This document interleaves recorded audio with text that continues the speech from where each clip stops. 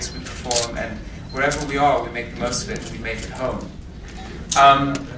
And then, what was your two other questions? What would you like to convey through your music, through your art? What do I convey through my music? A lot. I think I abstract. I don't like writing about specific incidences because I think that limits the potential for what your songs can actually mean. You know, there's this great line that I read in a book by one of the Beatles. I think it was Paul McCartney, and he was saying that when they wrote, and I studied the lyrics of the Beatles obviously because everyone has to, and they were saying that when they wrote Blackbird, the lyrics actually started off quite political, and and it was Black Woman Screams in Little Rock or something, and they changed it to Blackbird Singing in the Dead of Night because by abstractifying it, they made the message so much more powerful.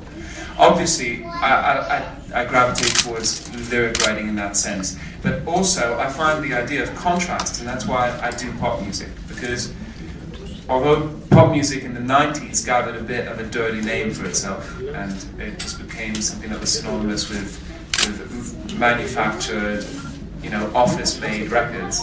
I think what's amazing about pop music is that you can take any kind of subject matter, even if it's dark or even if it's slightly disturbing, and you can pair it with quite joyful sounding music that is immediate and that is catchy, and it really empowers the message, and I think that's why I gravitated towards pop music. So, what do I write about? Absolutely everything. I mean, I have quite crazy, lyrics about my family, about myself, and if you actually read some of my lyrics, they're quite strange, because they're not what they sound like when you hear them on the radio, when you read them on a piece of paper.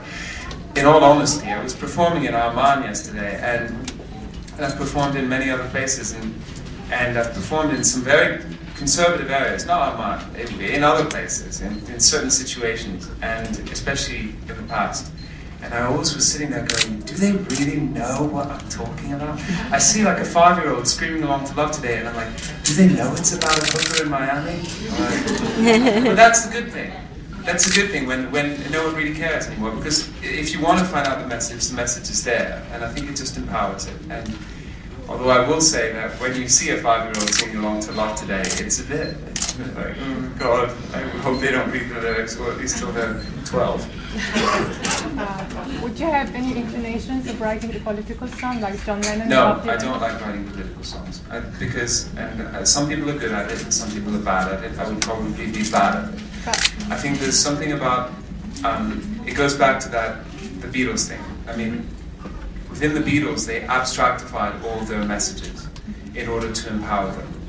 As soon as you really become very literate about what you're saying and tied down to a particular message or standpoint or a particular incident, it immediately limits the power of the song. Now, you can write political songs that have no political words in them, and they always become the most powerful. And all the torch songs or the kind of political songs, even written by Dylan, were sometimes the most poetic and the most abstract, and subsequently the most powerful and the most universal. So political songs happen. I think they're kind of accidental.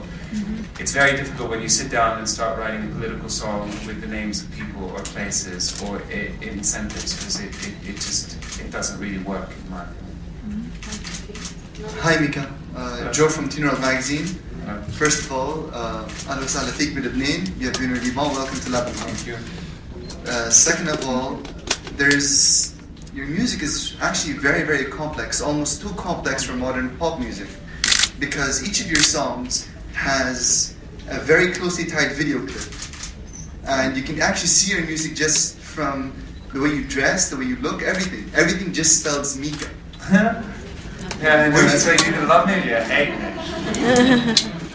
So, what has inspired you? You've already mentioned the 60s, which is, Bob Dylan and Beatles for lyrics. Yeah.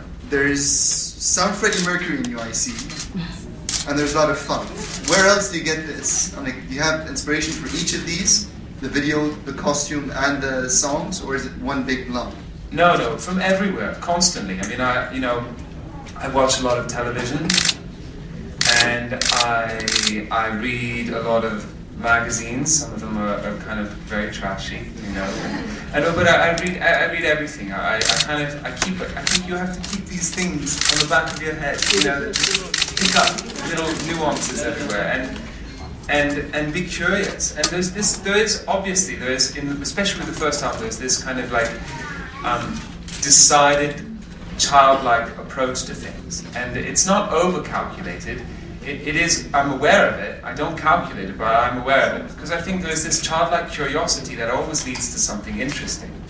And I'll get a lot more inspiration from watching an episode of, I don't know, some woman complaining about her husband who's cheating on her with 4 women or something, rather than reading The Economist or something. I'll watch television just to get any kind of story. Like when I wrote Big Girl, which is a song on my album, and I was sitting at home, it was 2 o'clock in the morning, and